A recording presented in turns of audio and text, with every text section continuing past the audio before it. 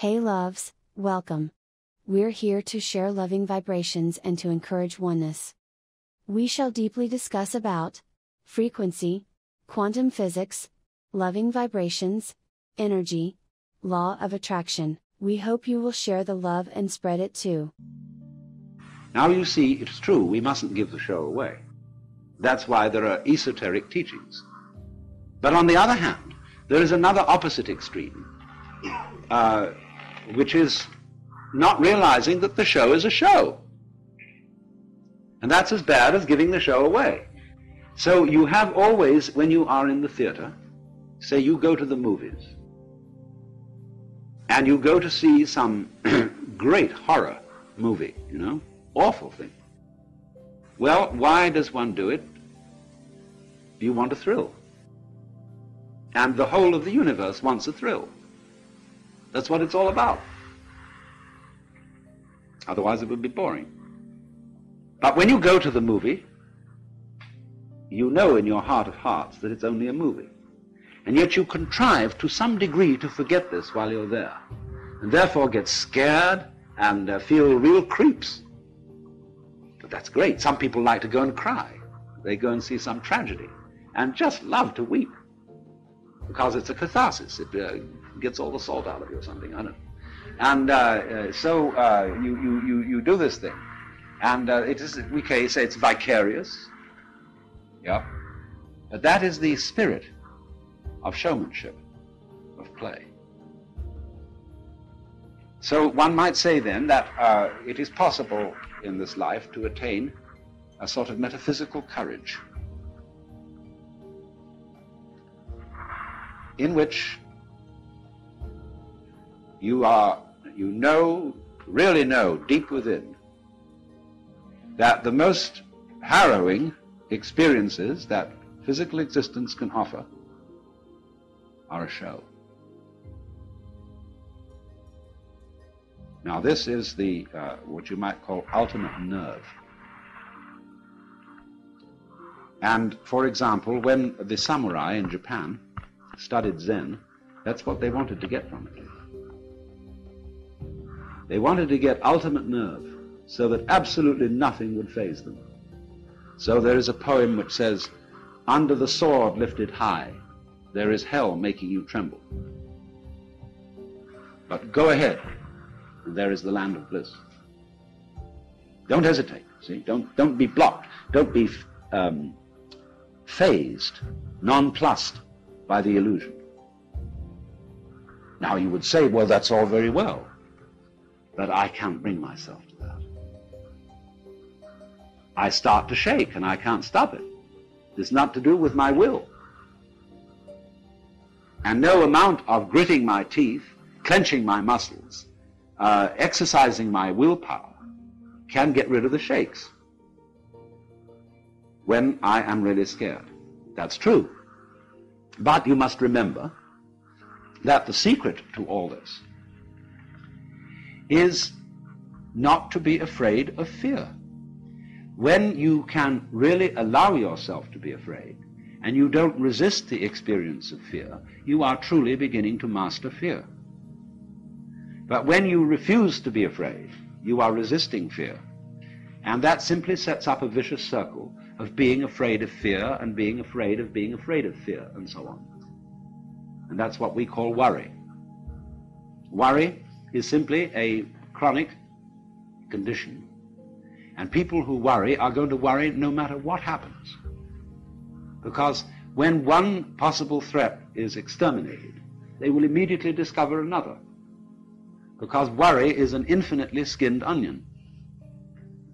And you can go on and on and on, because the moment you see, you reduce the size of the onion and you get your worry down to about this, suddenly your whole sense of distance and size changes.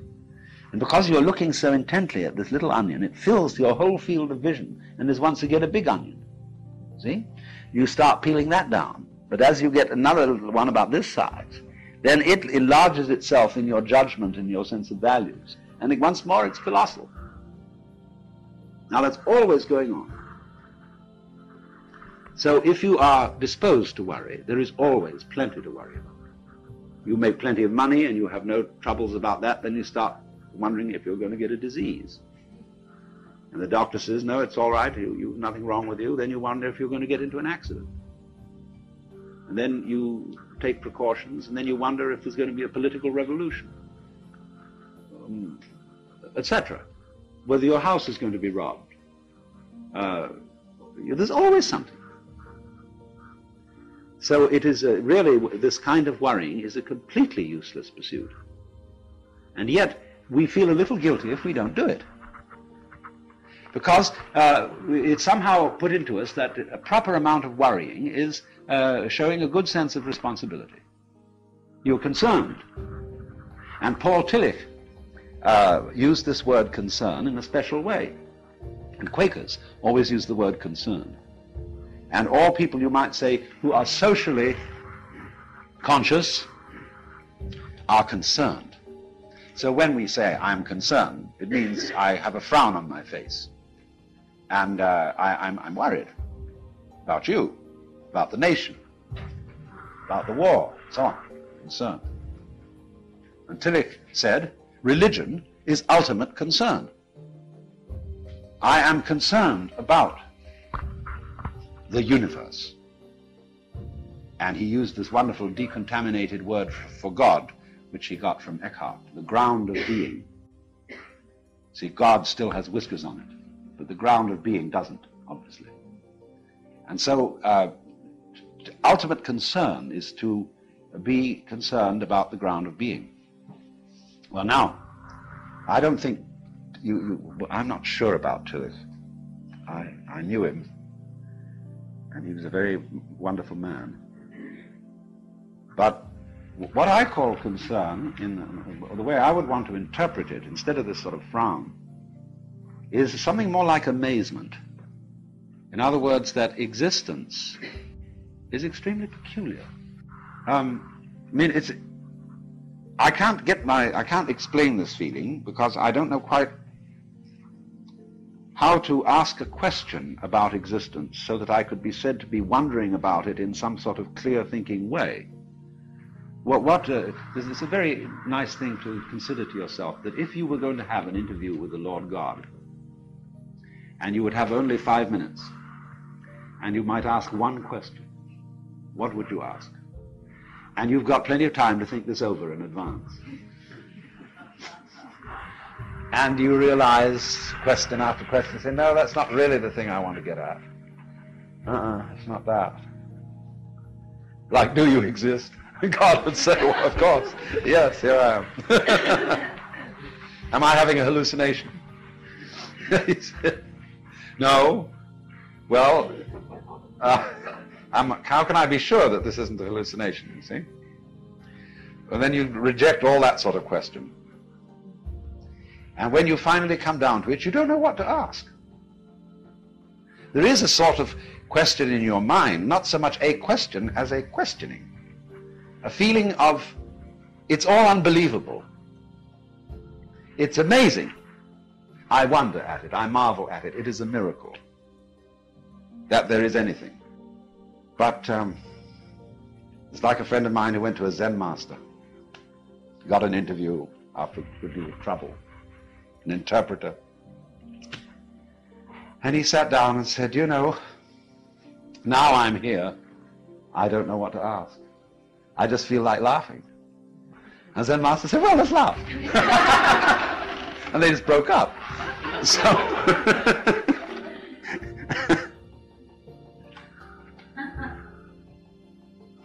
but that feeling, you see, of the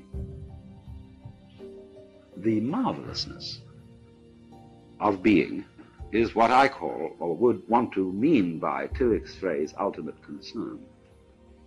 It's also love is involved in it. See, that's the part of the problem of an abstractionist culture such as ours. As I indicated, we are not materialists, we are abstractionists. A materialist is a lover, and therefore is somebody related to the present. Because you see, you can't love except in the present. When you have under your hands piece of wood, and you say, my, hasn't that a gorgeous grain, you know, and you fondle it. If it moves, fondle it. And you run over this and think, hey, isn't that gorgeous, you see? Well, you're loving it. It may be that it's an apple in your hand, and you say, I love you so much I could eat you. And you eat it, and you relish it. That's loving in a special way. So concern and love, and there are many forms of love. There's a whole spectrum of different kinds of love, which runs from the red of libido to the violet of divine charity. But all of them are equally important, because, as you know, you can't have the violet end without the red end, and vice versa. You wouldn't know what violet was unless you had all the other colors. The colors create each other. So it isn't simply black and white. Between black and white is the spectrum. And just as black and white arise mutually, so you know red in relation to yellow, in relation to green, in relation to blue, and so on.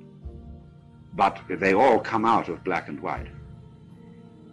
That's the secret. I think Mr. Land, who invented a camera, made a rather spectacular demonstration of this. So, if then you try to obliterate fear, the fear that black may win, you're working in the wrong way. To attack a fear is to strengthen it. Because immediately you feel guilty if you don't succeed,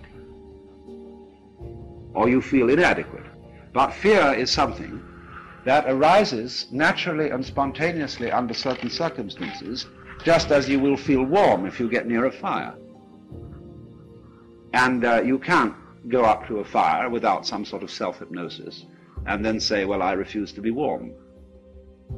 There's something a bit weird about that. Besides, you often want to feel warm when you get near a fire. No, on the contrary, it is very natural to be afraid. And so if you don't try to knock it down, you don't try to make yourself over into some sort of preconceived idea of what you ought to be, then you're on the track.